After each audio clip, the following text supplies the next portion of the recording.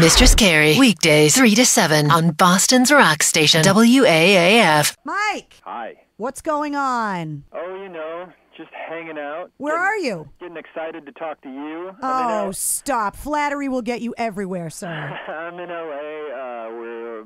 I got a rehearsal today, and we're going to be coming out to see you guys pretty soon. Yeah, you're going to be here on the 14th with Incubus at the Comcast Center. Yes, ma'am. I hope it's not as hot then as it is today because it's very sweaty here today. How do you guys handle performances under all of those lights with heat on those outdoor shows? Because in the audience, trying to stay hydrated, we're really sweaty. I don't know how you guys do it. Yeah, we work hard up there, but it's fun stuff. And we actually, with this tour, I think it's going to be a really high-energy show for us.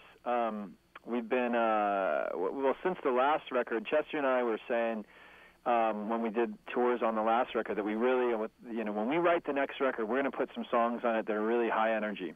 And that's actually what ended up happening. I mean, this Living Things, which just came out, is it's a record that has a lot of that thing that people think of when they think of Linkin Park. It's kind of a return to some of those sounds, but it's also, kind of a future version of us as well. Yeah, it's a little bit futuristic, a little bit more electronic, very bassy. It's cool.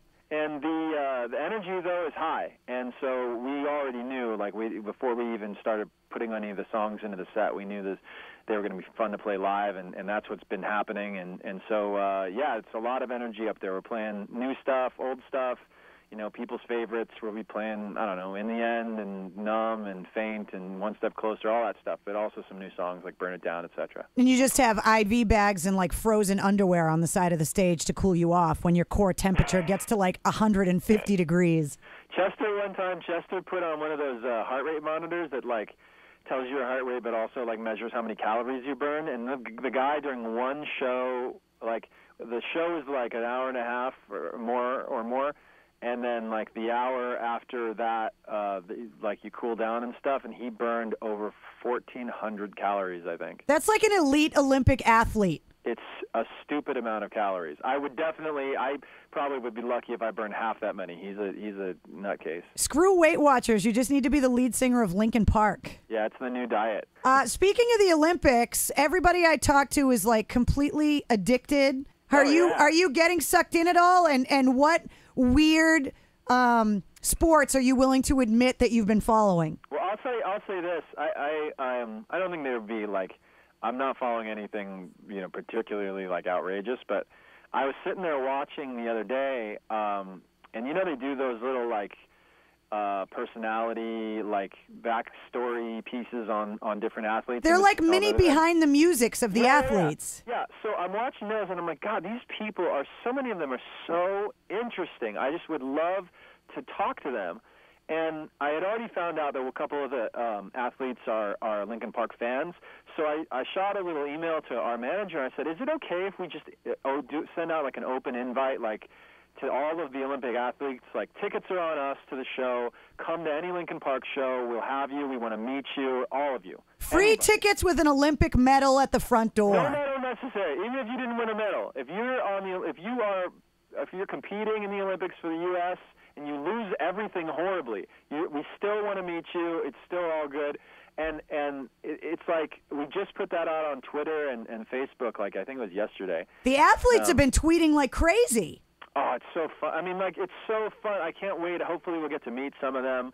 I can't imagine that LeBron James is going to be, rushing over to a Linkin Park show, but you never know.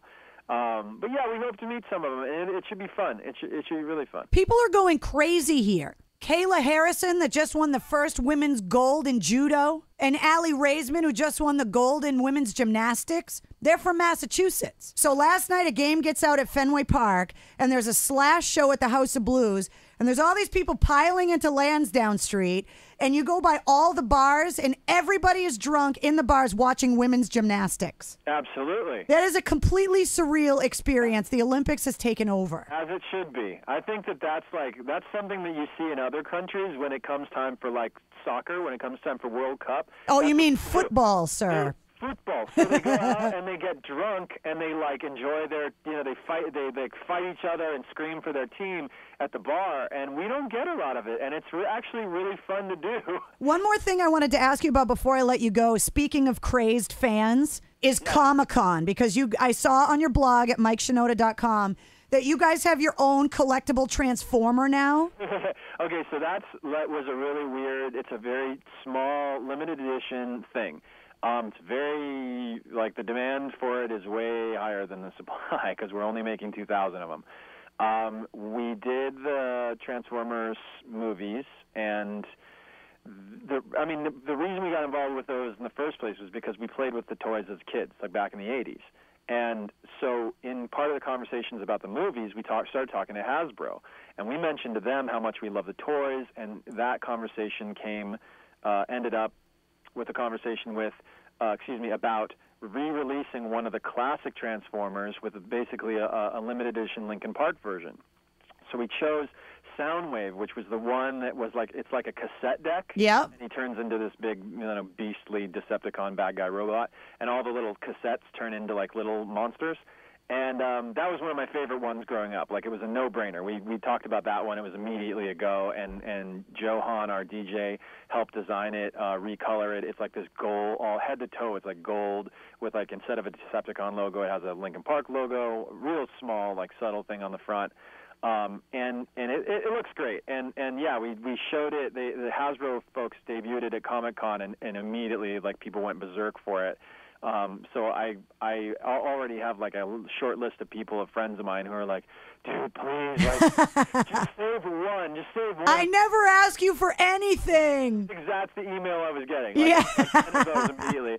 And I'm like, man, it is honestly going to be tough for me to put away enough to give them to all my friends. There's just, the demand is too high. My sister goes to Comic-Con every year, and I call her a nerd for it all the time. It's unbelievable how crazy people get over it. Oh, yeah, but there's so many different things. I mean, like, I'll nerd out on the weirdest stuff. Like, people nerd out on whatever. Like, and, this Transformer thing is one of the examples. Like, I think that younger people don't. Somebody actually said something about, that's so cool, you've got your own Transformer. They weren't even born when this Transformer was out, and I was playing with it. Yeah, they only know the movie. With like knee-high, like striped basketball socks in the 80s, like in little short shorts and like a bowl cut, sitting in my like parents' kitchen playing with Transformers. We don't have to talk about those embarrassing times. They have the photos, but they're not digitized. Well, Mike, I really appreciate you taking the time to give me a call. I know you're rushing to rehearsal, so we will see you at the Comcast on the 14th with Incubus. Tickets are still on sale, and the details are all up on our concert page at WAAF.com. Can't wait. Thanks very much. Mistress Carrie, weekdays 3 to 7 on Boston's rock station, WAAF.